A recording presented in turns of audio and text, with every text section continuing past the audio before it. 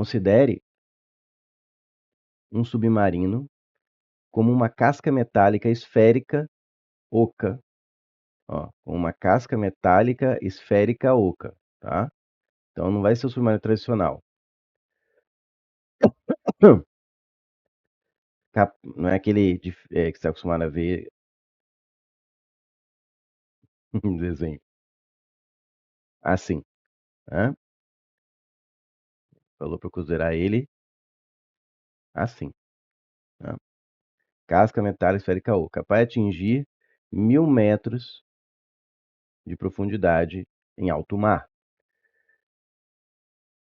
Os mecanismos de submersão e imersão, né, de afundar e levantar, subir na água, né, sair em direção à superfície, em direção ao fundo. Submersão para o fundo, imersão para cima.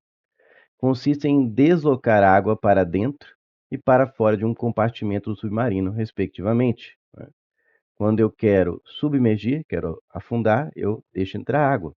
Quando eu quero subir, eu expulso a água e deixo a densidade ali do submarino menor que a da água e ele vai subindo pelo próprio efeito do empuxo. Exatamente, né? Basicamente,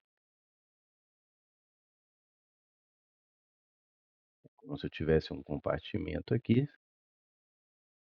né, que eu deixo entrar água. E aí eu tenho sempre um jogo entre o peso submarino e o empuxo. Quando eu deixo entrar água, o peso submarino aumenta, vence o empuxo, ele afunda. Quando eu tiro a água, o peso submarino diminui, o empuxo ganha e ele sobe. Pronto. Assinale o que for correto. Dados: densidade da água, 1 grama por centímetro cúbico. Densidade da água do mar, ela é um pouco mais densa, né? Tem sal dissolvido ali. 1,030 gramas por centímetro cúbico. Pressão atmosférica ao nível do mar, 1,03 vezes 10 a quinta newtons por metro quadrado. Aceleração da gravidade, 9,8. Cuidado, não é 10. Ele está pedindo para usar um valor mais aproximado do real. 9,8 metros por segundo ao quadrado. Beleza. O que eu tenho que saber antes de começar aqui? Também, além dessa ideia aqui, converter grama por centímetro cúbico para o sistema internacional. Seria o quilograma por metro cúbico, isso aqui é bom saber. Você multiplica por 1.000. Se eu quisesse fazer o sentido contrário, eu dividiria por 1.000. O que mais? Lembrar que Newton por metro quadrado é exatamente a mesma coisa que Pascal. Não tem que fazer conversão alguma. São equivalentes, é a mesma coisa. Tá? Então, quando ele fala Pascal aqui, é SI, Newton por metro quadrado. Esse submarino suporta uma pressão de 10 gigapascal. Aí eu também tenho que saber as unidades de medida, os prefixos, né? Pelo menos lembrar aqui os de cima, os que são de potência expoente positivo. O quilo equivale ao 10 ao cubo. O mega equivale a 10 à sexta. O giga equivale a 10 à nona. E o tera equivale ao 10 a 12. Fechou? Então vamos ver. Primeira afirmação. Esse submarino suporta uma pressão de 10 gigapascal.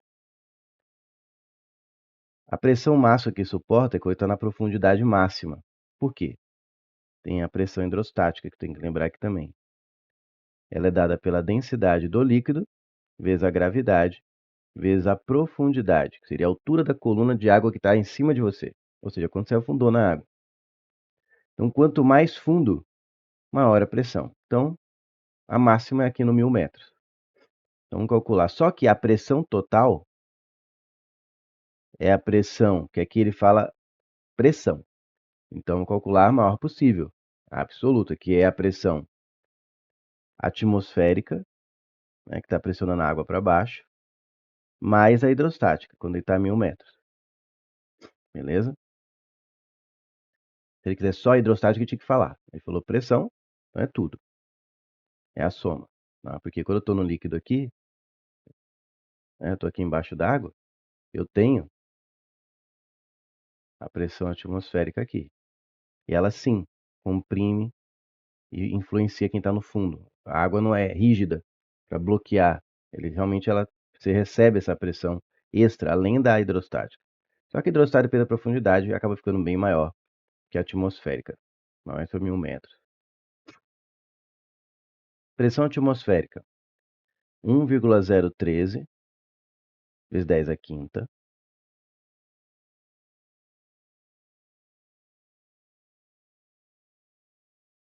Pascal.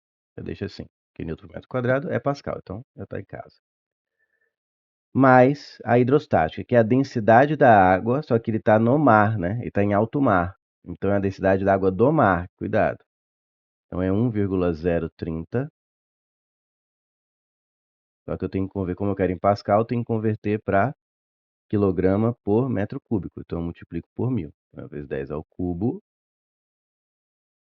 densidade do líquido, vezes a gravidade, 9,8, vezes a profundidade, que é 1000. Vou colocar 10 ao cubo. Então a pressão total, ó, já dá para ver que não vai chegar em giga, né? Mais 10 giga. Lembra que giga é 10 a nona. Aqui, ó. Vai ver que o problema, a pegadinha desse item é o giga. A rasteirinha está no giga. Olha só. Eu vou deixar 10 a sexta aqui. Para ficar aqui, aqui vai aparecer um 10 a sexta, né? Como que eu faço aqui ficar 10 a sexta? É só multiplicar por 10. Ah, mas pode sair do nada assim multiplicar por 10? Não. Se você multiplica por 10 aqui, você é obrigado, obrigada a dividir aqui por 10. Porque aí você coloca com a mão, tira com a outra, o valor numérico se mantém. Então fica 0,1013 vezes 10 a sexta. E aqui você tem que fazer essa conta. A hora que você dá pause no vídeo, eu vou pegar a cola que eu fiz essa conta. Não sei se dá para ver aí, mas eu fiz essa conta. 1,030 vezes 9,8. Se eu não errei conta, vai dar 10,094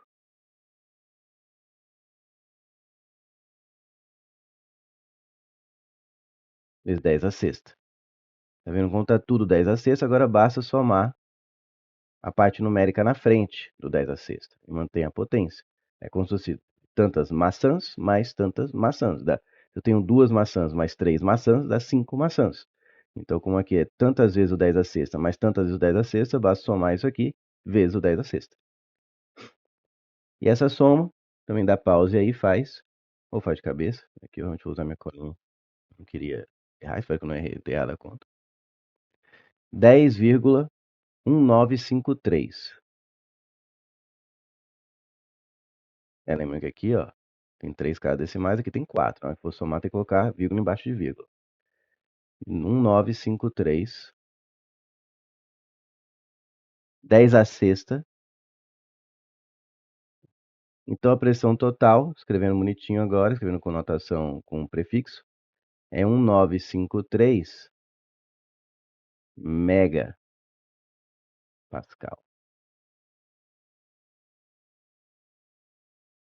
Então ele falou que o submarino suporta uma pressão de 10 gigapascal. Não, aproximadamente 10 megapascal. A 01 está errado. 02. Em água não salgada, esse submarino consegue atingir profundidade superior a 1000 metros. Sim. Por quê? A pressão hidrostática é diretamente proporcional à densidade do líquido.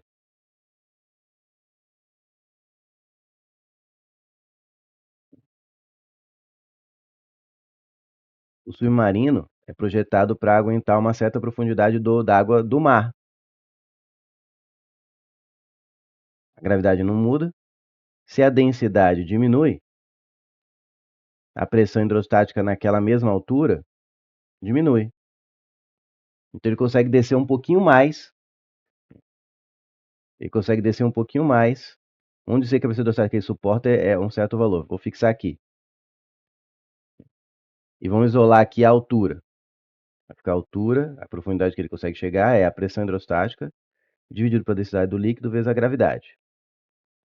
Supondo que ele suporta uma determinada pressão hidrostática, que é o máximo que ele aguenta, que é o equivalente a 1000 metros da água do mar, e a gravidade não varia, se eu diminuo a densidade do líquido, eu consigo uma profundidade maior. São inversamente proporcionais. Então, em água não salgada, esse submarino consegue atingir uma profundidade um pouquinho superior a 1000 metros. Correto. 04. A submersão e a emersão do submarino podem ser reguladas pela resultante do empuxo sobre ele e do peso dele. Eu falei isso antes de começar a resolver, ó. Aqui está o desenho submarino. É a resultante entre o peso e o empuxo que faz ele descer, né? Quando o peso dele, que ele coloca água para dentro, ficar maior que o empuxo, ele desce. Quando o empuxo ficar maior que o peso, porque ele tirou água aqui de dentro, ele sobe. Então, a submersão e a imersão do submarino podem ser reguladas pela resultante do empuxo sobre ele e do peso dele. Sim, correto. 08. Caso o submarino esteja em uma região com presença de campo elétrico, agora ele deu uma... As questões da UEM costumam ter uma interdisciplinaridade, tá? Então, vira e mexe, coloca um outro assunto ali. Na verdade, aqui é só outro assunto, aqui é intertema. Mas você vai ver uma questão próxima que ela tem mistura com química. Aqui não, ele só estava conversando hidrostática e de repente ele entra em eletrostática, olha só. Normal, né? Para quem vai prestar UEM. Caso o submarino esteja em uma região com presença de campo elétrico não nulo e homogêneo, o campo elétrico observado dentro do submarino será inversamente proporcional à distância das extremidades dessa embarcação. Seria o diâmetro, né? Já que ele pediu para imaginar o submarino como uma esfera, uma casca metálica oca. E não foi à toa que ele pediu isso. Ele deu essa informação aqui justamente, assim, principalmente por causa do item 08. Por quê? Alguém percebeu já? Como é uma casca metálica oca, quando eu coloco um campo elétrico externo a ele, o que acontece aqui é uma casca metálica? Qual é o campo aqui dentro? Zero. Por que zero? As cargas ficam na extremidade, de tal forma, elas se arrumam de tal forma que o campo elétrico resultante de qualquer ponto aqui dentro fica zero. Isso chama o quê? Efeito gaiola de Faraday. Eu tenho uma casca metálica e eu coloco um campo elétrico bem intenso. Ela está dentro de um campo elétrico intenso, aqui ele falou até homogêneo. As cargas se distribuem na sua superfície de tal forma que o campo elétrico dentro, em qualquer ponto dentro da casca, é nulo, sempre vai ser nulo. Então, aqui a distância entre suas extremidades, apesar de que não tem extremidade, ficou estranho isso aqui, né?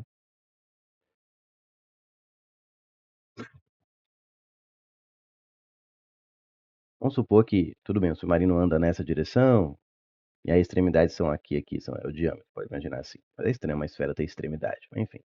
Supor que aqui é a frente, aqui é o fundo, aqui é a cabine, enfim, não sei, eu nunca tive submarino para ver onde fica distribuídas, onde fica a cabine de comando, se é na frente, eu acho que é na frente, não precisa, né?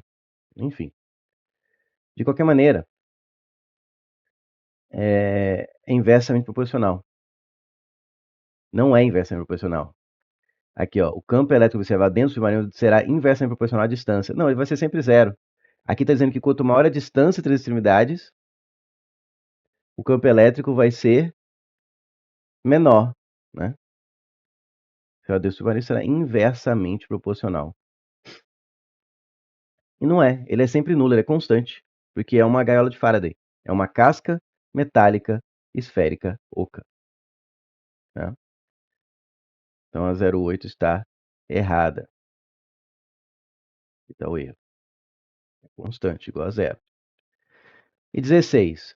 Submarinos utilizam ondas eletromagnéticas para detectar objetos em alto mar, empregando sonares. Ó, sonares.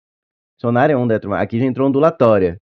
Então, 1, 2 e 4 é hidrostática, por isso que eu coloquei essa questão na aula de hidrostática, porque a maior parte é hidrostática, mas caiu um pouquinho de eletrostática aqui e um pouquinho de ondulatória. Som é onda eletromagnética? Não. Som é um tipo de onda mecânica. Por quê? Ele depende de meio material para se propagar. Onda eletromagnética é aquela que não depende de um meio material, se propaga no meio material e também no vácuo, tá? E o submarino usa o som, sonar. Ele usa o som para detectar objetos em alto mar, tá? Ondas sonoras, tu, né? E aí descobre onde estão as coisas, velocidade, distância. Então é uma onda mecânica, não eletromagnética. 16 está incorreta. As corretas são 04 e 02, portanto o gabarito é 06.